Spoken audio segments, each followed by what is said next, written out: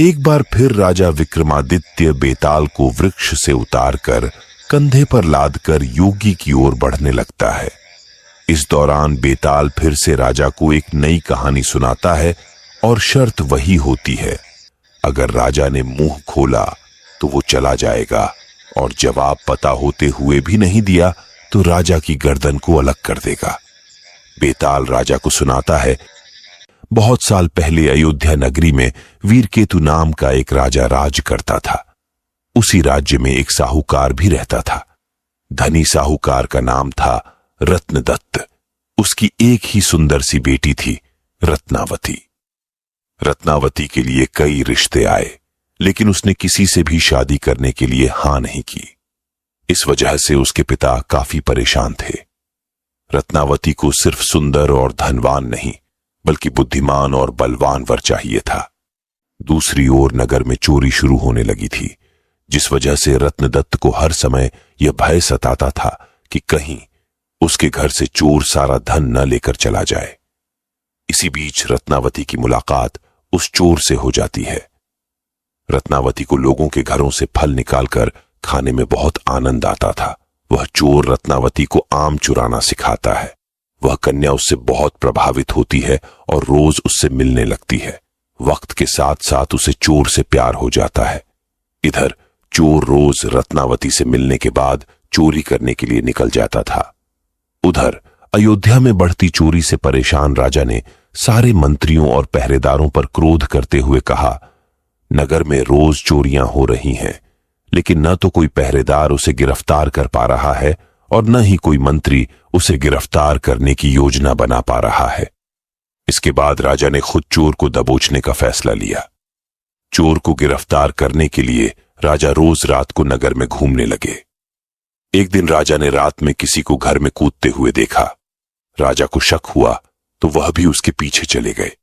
जैसे ही राजा वहां पहुंचे तो चोर उन्हें देखकर कहने लगा, अरे, मुझे तो लगता था कि यहां मैं ही एक चोर हूं। तुम भी चोरी के इरादे से यहां आए हो? राजा कुछ भी नहीं कहते। इसके बाद चोर कहता है, तुम भी चोरी के इरादे से आए हो और मैं भी, तो तुम्हें मुझसे भयभीत होने की जरूरत नहीं है। तुम एक तरह से मेरे मित्र हो। इसके बाद चोर राजा वीरकेतु को अपने घर चलने का निमंत्रण देता है। चोर का आग्रह सुनकर राजा उसके साथ चले जाते हैं। चोर उन्हें अपनी गुफा में ले जाता है, जहां उसने सारा चोरी का धन छिपा रखा था। राजा वीरकेतु इतना सारा धन और गुफा में मौजूद सुख सुविधाओं को देखकर हैरान रह गए। कुछ देर बाद राजा ने चोर से पूछा, तुमने इतना सारा धन इकट्ठा कर रखा है, तुम्हें चोरी करते हुए भय नहीं लगता?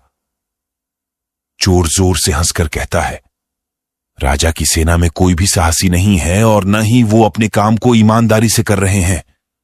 अगर एक व्यक्ति भी अपना कार्य ईमानदारी से करता तो इतना मुश्किल नहीं होता मुझे गिरफ्तार करना।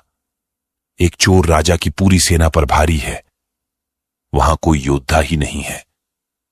यह सुनते ही राजा ने अपनी तलवार निकाली और चोर से युद्ध करके उसे अपना बंदी बना लिया।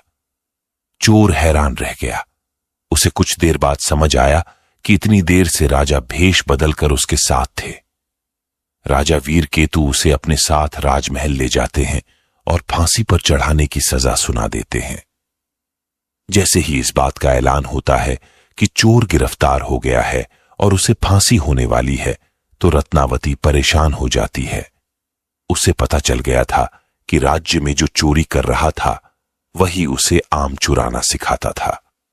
परेशान होकर रत्नावती अपने पिता रत्नदत्त से कहती है, पिताजी, जिस व्यक्ति को मैं मन ही मन अपना पति मान चुकी हूं, उसे राजा ने गिरफ्तार कर लिया है और वो उसे फांसी पर लटकाने वाले हैं।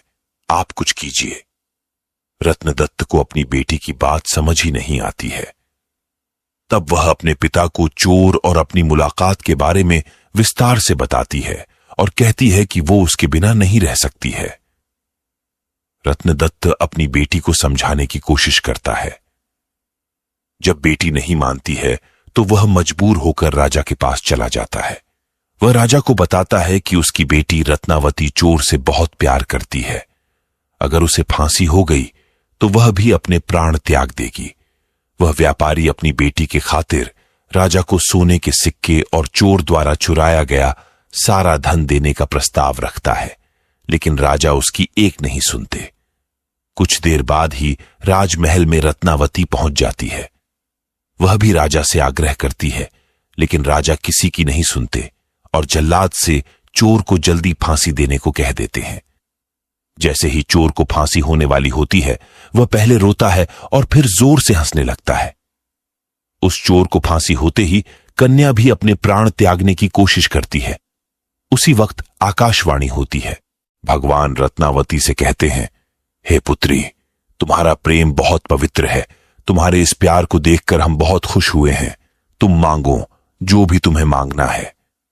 यह सुनकर रत्नावती कहती है, मेरे पिता का कोई बेटा नहीं, आप उन्हें आशीर्वाद दें कि उनके 100 पुत्र हो जाएं। एक बार फिर आकाशवाणी होती है, ऐसा ही होगा, लेकिन तुम कुछ और भी वरदान मांग सकती हो।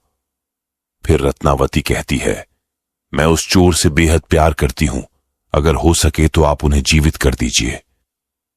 रत्नावती के वरदान मांगते ही चोर फिर से जीवित हो जाता है। इधर यह सब देखकर राजा बहुत हैरान हो जाते हैं।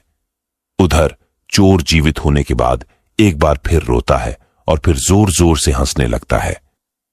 इसी दौरान राजा चोर को कहते हैं, अगर तुम सही रास्ते पर चलने का वचन देते हो तो मैं तुम्हें राज्य का सेनापति घोषित करने को तैयार हूं। चोर खुशी खुशी हां कर देता है। इतनी कहानी सुनाते ही बेताल चुप हो जाता है। फिर विक्रमादित्य से पूछता है, हे राजन, बताओ, वह चोर फांसी चढ़ते समय और जीवित होने के बाद क्यों पहले रोया और फिर हंसने लगा? राजा ने जवाब दिया, सुन बेताल, चोर को दुख इस बात का हुआ कि उसने जीवन में सिर्फ चोरी ही की, इसके बाद भी इतनी सुंदर कन्या उसके लिए मरने के लिए तैयार है। फिर हंसा इसलिए क्योंकि उसने सोचा, एक ऐसी कन्या जिससे राजकुमार भी शादी करना चाहते थे, उसे प्यार भी हुआ तो एक चोर से। दोबारा जिंदा होने के बाद वो नया जीवन मिलने पर रोया और खुश भगवान के खेल को देखकर हुआ। एक बार फिर सही जवाब मिलने के बाद बेताल वृक्ष से जा लटका। कहानी से सीख। पहली सीख यह मिलती है कि प्यार में बहुत ताकत होती है। दूसरी सीख यह है कि जीवन में सही व्यक्ति को चुनने से कई परेशानियों से बचा जा सकता है। हम आशा करते हैं कि आपको आज की कहानी पसंद आई होगी। ऐसी ही और कहानियां सुनने के लिए वीडियो को लाइक और शेयर करें और चैनल को सब्सक्राइब करें। मिलते हैं कल की वीडियो में।